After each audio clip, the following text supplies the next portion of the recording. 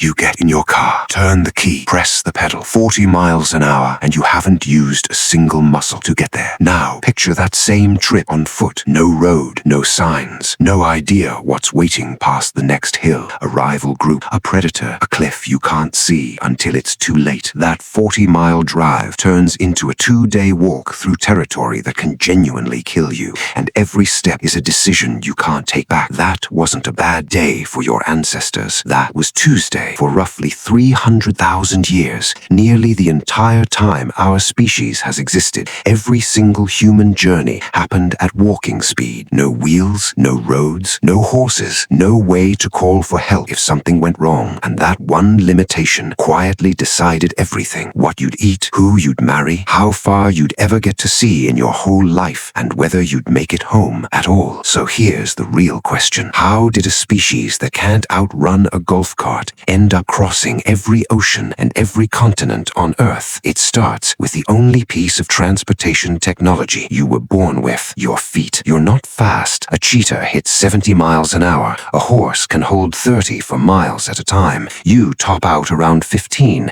only for a few seconds before your lungs give out. But speed was never the point. You can walk 20 miles, sleep, wake up, and do it again tomorrow, and the next day, and the one after that. No other animal on the planet can do that. Here's why. Your feet have arches that work like springs. Your Achilles tendon stores energy with every step and hands it right back, so your muscles never take the full load. There's even a ligament running up the back of your neck with one job: keeping your head steady while your body moves underneath it. And you're covered in almost 2 million sweat glands, quietly cooling you down, while every other large animal on the savannah is forced to stop and pant in the shade. You weren't built to be fast. You were built to never stop. In 1978, a paleoanthropologist named Mary Leakey found something extraordinary in Laetoli, Tanzania, a trail of footprints frozen in volcanic ash, 3.6 million years old. 2 individuals walking upright, side by side, the oldest confirmed evidence of a human ancestor walking on 2 legs. Set your foot down next to that print today, and it would look almost exactly the same. Quick pause. If you're the kind of person who needs to know how a story like this ends, subscribe now, because what happens next with just these 2 feet is honestly hard to believe. For millions of years, walking was the entire transportation system of the human species, and somehow it was enough to take us further than any species has ever gone. Starting around 70,000 years ago, humans began walking out of Africa, not in one dramatic march. This took thousands of years, small groups pushing a little further than the last generation, into land no human eye had ever seen. They crossed the Middle East, spread through Asia, reached Europe, pushed into Siberia, kept walking all the way south through the Americas, roughly 15,000 miles on foot, without knowing the destination even existed. And here's the part that doesn't get talked about enough. They weren't just wandering. Archaeologists have found obsidian tools hundreds of miles from the nearest volcano, shells turning up deep inland, amber traded across entire mountain ranges.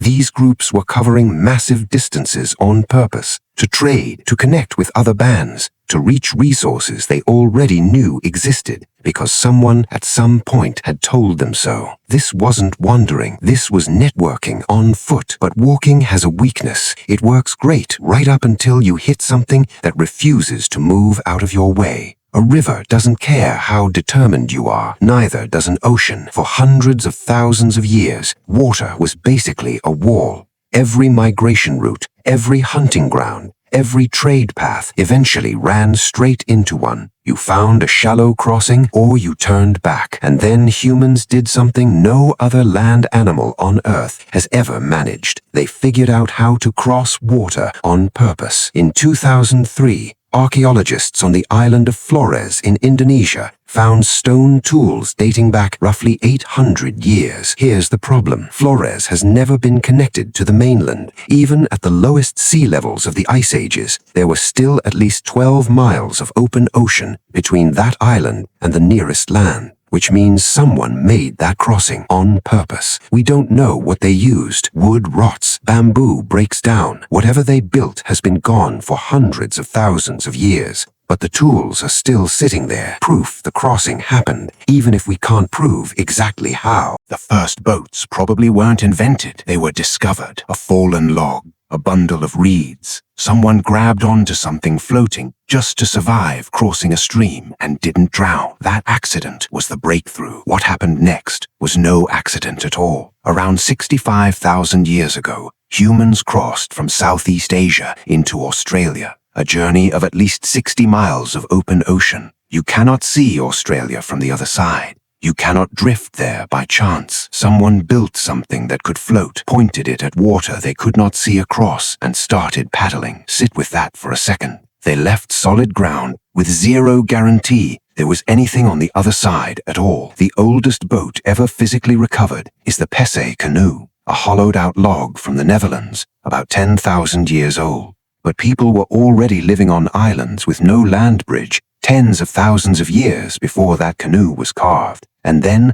the Polynesians took it to a level that still baffles modern navigators. Starting around 3,000 years ago, Polynesian voyagers began pushing out across the largest body of water on the planet, the Pacific Ocean. They built double-hulled canoes, loaded them with food, animals, entire families, and sailed for thousands of miles, guided by nothing but the stars, the direction of ocean swells, the flight paths of birds, and the color of clouds sitting near land they hadn't reached yet. No compass, no map, just observation precise enough that it still impresses navigators today. Generation by generation, they eventually reached Hawaii, Easter Island, New Zealand, every habitable island scattered across the Pacific. Some of those voyages covered more than 2,500 miles of open water, with absolutely nothing in between. Walking had just conquered land. Boats had just conquered water, but there was still one problem nobody had solved.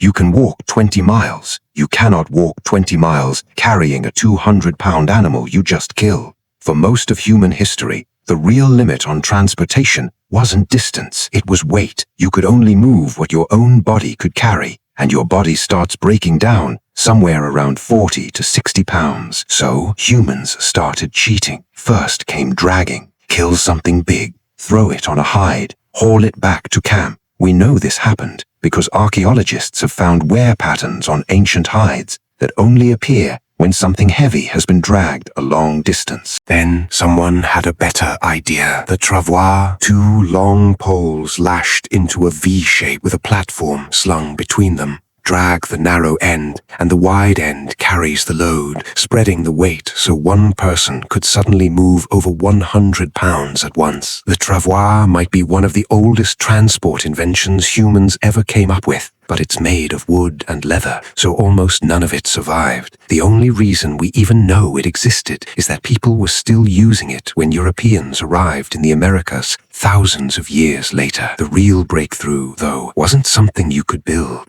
It was something you could befriend. Around 15,000 years ago, humans domesticated dogs, the first animal partnership our species ever made. One of their first jobs was hauling weight. In the Arctic, dog teams pulled sleds across ice and snow. One dog could move around 45 pounds. A team of 6 could carry an entire family's camp. Dogs solved a lot. But dogs are small. Humans needed something bigger. About 5,500 years ago, on the steppes of what's now Kazakhstan, humans figured out the horse. We know this because of a culture called the Botai. Archaeologists found wear marks on ancient horse teeth, exactly the kind of damage caused by a bit. They found mare's milk baked into pottery fragments. These weren't people who just hunted horses for meat. They rode them, milked them, built entire lives around them, and the horse changed everything immediately. For roughly 300,000 years, the fastest a human being could travel was about 4 miles an hour walking pace. On a horse, you could hit 30. In a single generation, the human world got 8 times smaller.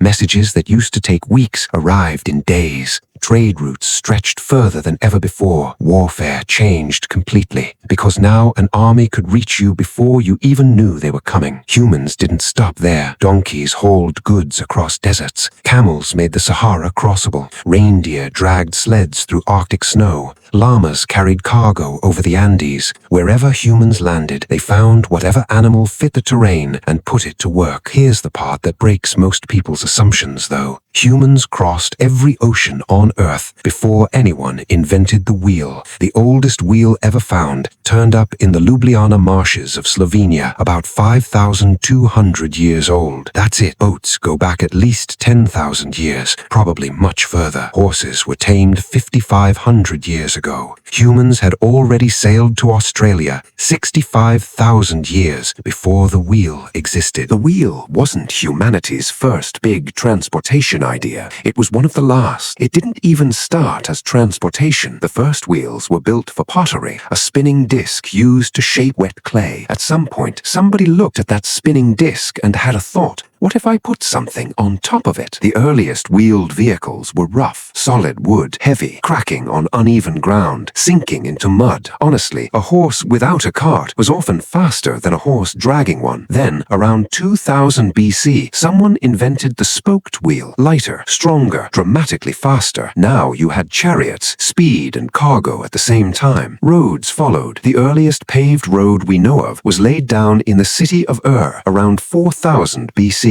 And once you had wheels, roads, and horses all working together, you finally had something that actually resembled a transportation system. Trade exploded. Empires became possible. Armies and supplies could move hundreds of miles without the whole operation falling apart. The wheel, the horse, the road, that combination is the engine behind every civilization you've ever heard of. So here's the whole arc. For 300,000 years, humans had nothing but their own legs, and they walked across the entire planet anyway. They hit water and taught themselves to float. They needed to carry more, so they learned to drag, then to build. They partnered with animals, and the world shrank overnight. Then they invented the wheel, and it shrank again. Every single breakthrough took thousands of years. Every one was built directly on top of the one before it, solving a problem that would have looked impossible to anyone who came before. We gained speed. We gained ease. We gained a world so small you can cross an ocean before you finish a movie. But somewhere in there, we lost something too. The sheer size of the world. The feeling that a horizon was something you had to earn, one exhausting step at a time. Right now, you sit in a metal box doing 70 miles an hour on a paved road, and you call it a commute. You cross an entire ocean in 6 hours and get annoyed the Wi-Fi is slow. You've got a device in your pocket that can summon a car to your exact location in 4 minutes, and somehow 4 minutes feels like a long wait. Your ancestors walked 15,000 miles across continents they had no name for, toward places they had never seen and couldn't prove existed. They did it because they had no choice. Staying still meant dying. We solved the problem of distance so completely we forgot it was ever a problem at all. Every highway, every airport, every train track on this planet exists because 300,000 years ago, someone looked at the horizon and started walking anyway. They didn't know where they were going. They went anyway. And that might be the most human thing there is. If this changed the way you think about as ordinary as getting in your car, subscribe, because human history is full of moments exactly like this one, hiding in plain sight, and the next one might change how you see something even bigger.